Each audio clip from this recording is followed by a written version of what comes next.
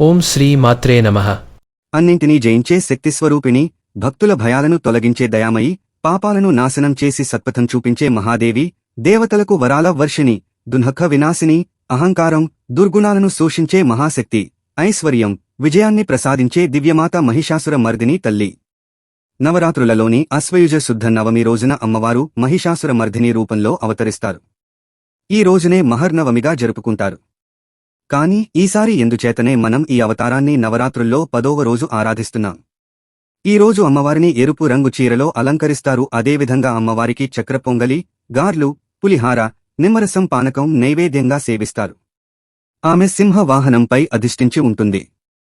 ఈ తల్లి సకల దేవతల అంశల కలయికతో ఏర్పడిన మహాశక్తి స్వరూపం.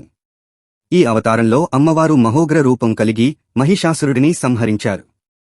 మహిషాసురుడి కథ ఆరంభం కరంభ అనే రాక్షసుల ఘోర తపస్సుతో మొదలవుతుంది. రంభ తపస్సు. ఇద్దరు సోదరులలో కరంభుడు నీటిలో నిలబడి తపస్సు చేస్తుండగా దేవేంద్రుడు ముసలి రూపంలో వచ్చి అతన్ని సంహరించాడు. సోదరుడి మరణంతో విచారగ్రస్తుడైన రంభుడు తన తలను నరుకుకుని పరమేశ్వరుడికి అర్పించడానికి సిద్ధమయ్యాడు. అప్పుడు శివుడు ప్రత్యక్షమై వరం కోరుకోమన్నాడు. రంభుడు పుత్ర సంతతి కావాలని, ఆ పుత్రుడు ముల్లోకాలను జయించేవాడై వేదాంగాలను తెలిసినవాడై దీర్ఘాయుష్యు కలవాడై ఉండాలని కోరాడు. పరమేశ్వరుడు ఆ వరాన్ని ప్రసాదించాడు. మహిషుడి జననం. రంభుడు తరువాత ఒక గేదెతో కలిసి ఉండగా మహిషాసురుడు జన్మించాడు. అందువల్ల మహిషాసురుడు మనిషిలాగా లేదా దున్నపోతులాగా రూపాంతరం చెందగల శక్తి కలిగి ఉన్నాడు. మహిషాసురుడు కూడా బ్రహ్మ కోసం ఘోర తపస్సు చేశాడు. ఇతర రాక్షసుల మాదిరిగానే తనకు మరణం లేని వరం ఇవ్వమని అడిగాడు. మృత్యువు లేకుండా వరం ఇవ్వడం కుదరదని బ్రహ్మ చెప్పగా మహిషాసురుడు స్త్రీల ద్వారా తప్ప మరెవరి చేతిలోనూ తనకు మరణం లేకుండా వరం ఇవ్వమని కోరాడు. ఆడవారు తనను సంహరించలేరనే అహంకారంతో ఈ వరం కోరాడు. బ్రహ్మ ఆ వరాన్ని అంగీకరించాడు.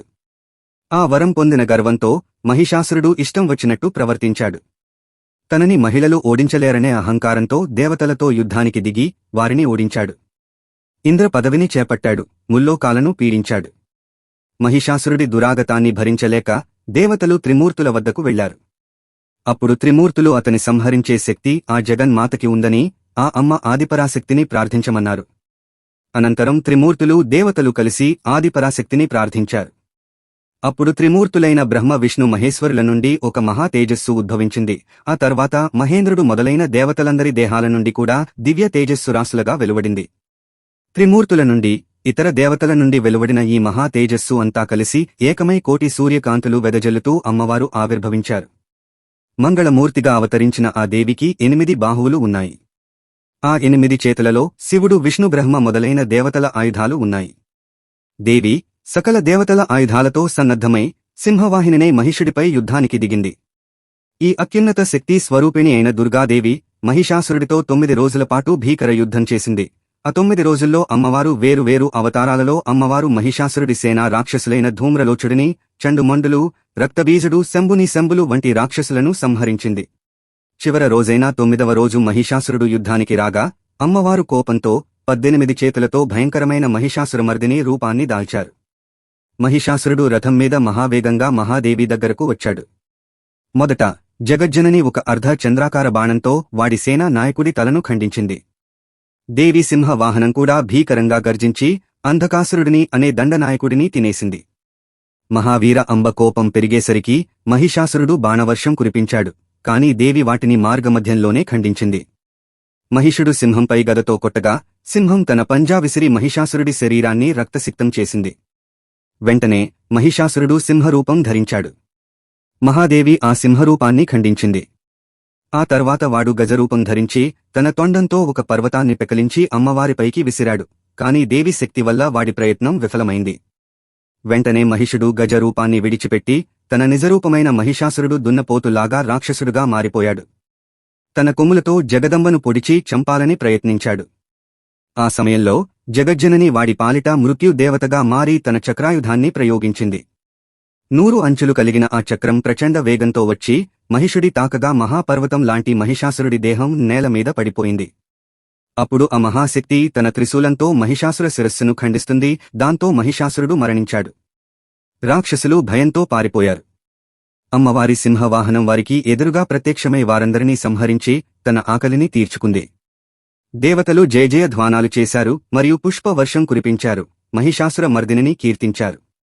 మహిషాసురుడి సంహారం అలాగే ధర్మం అధర్మంపై విజయానికి ప్రతీకగా మనం 10వ రోజున విజయదశమి జరుపుకుంటాం. మహిషాసురుడిని వధించడం అనేది తాత్వికంగా కూడా అర్థం చేసుకోవాలి. దున్నపోతు బుద్ధి మహిషం అంటే దున్నపోతు. దున్నపోతు బుద్ధి అంటే ఎవరూ చెప్పినా విననటువంటి మూర్ఖ బుద్ధి. ఈ బుద్ధిని సంహరించడానికి త్రిశూలం అవసరమైంది. త్రిగుణాల సంకేతం దేవి త్రిశూలంతో పొడిచింది. త్రిశూలం అనేది మనలో ఉండే 3 గుణాలైన సత్వ, రజ, తమో గుణాలకి సంకేతం. తమోగుణం విపరీతంగా పెరిగితేనే మనిషి దున్నపోతులా తయారవుతాడు. సంహారం ఈ 3 గుణాల సంహారం కోసం శివుడి చేతుల్లో మాత్రమే 3 అంచుల ఆయుధం త్రిశూలం ఉంటుంది. ఆ బుద్ధిని సంహరించాలి కాబట్టి అమ్మవారు త్రిశూలాన్ని ఉపయోగించింది. మహిషాసురుడిని సంహరించి కల్మషాలను పోగొట్టే శక్తి ఆవిడకే ఉంది. అందుకే ఆమెను జయ జయ హే మహిషాసుర మర్దిని కల్మష మోచని అని స్తుతిస్తారు. మహిషాసుర మర్దిని స్తోత్రం విశిష్టత. మహిషాసుర మర్దిని స్తోత్రాన్ని శ్రీ ఆది శంకరాచార్యులు రచించారు. పండితులు మాత్రమే కాదు, సామాన్య ప్రజలు కూడా భగవంతుని సులభంగా స్మరించుకునేలా 72 స్తోత్రాలు రాశారు. వాటిలో మహిషాసుర మర్దిని స్తోత్రం చాలా ముఖ్యమైనది. నిర్మాణం మరియు సంఖ్య ప్రాముఖ్యత. ఇది 18 శ్లోకాలతో ఉంటుంది. ఎందుకంటే అమ్మవారు మహిషాసురుడిని జయించడానికి 18 భుజాలతో అవతరించారు. ప్రతి శ్లోకం చివర జయ జయ హే మహిషాసుర మర్దిని శైలసుతే అని వస్తుంది. జయ అన్న పదం సంఖ్యలో 18కి సంకేతం. మహాభారతం, గీత, యుద్ధం అన్నీ కూడా 18తో సంబంధం కలిగి ఉండటంతో ఇది ప్రత్యేకమైంది. అనుగ్రహం మరియు ఫలితాలు. ఈ స్తోత్రాన్ని జపించడం వల్ల అన్ని భయాలు తొలగే విజయాలు వస్తాయి. వరాలు లభిస్తాయి, పాపాలు తొలగుతాయి. అహంకారం, చెడు అలవాట్లు పోతాయి. దుఃఖం తొలగి ఐశ్వర్యం వస్తుంది. అమ్మవారి కృపతో జీవితం శుభమయం అవుతుంది. తాత్విక అర్థం. అమ్మవారిని శైలసుతే పర్వత కుమార్తె అని పిలవడం వెనుక భావం ఏమిటంటే మనసు పర్వతంలా స్థిరంగా, దృఢంగా ఉండాలి. అప్పుడు మనలోని చెడు, మహిష బుద్ధి నశిస్తుంది. ఈ స్తోత్రం కేవలం ప్రార్థన మాత్రమే కాదు, మనకు మంచి గుణాలు పెంపొందించే ఒక ఆధ్యాత్మిక సాధనము కూడా. మొత్తానికి మహిషాసుర మర్దిని స్తోత్రం అంటే అమ్మవారి శక్తిని స్మరించుకుంటూ చెడు గుణాలను జయించి విజయవంతమైన, సంతోషమైన జీవితం గడపడానికి మార్గం చూపే స్తోత్రం. ఓం శ్రీ మాత్రే నమః.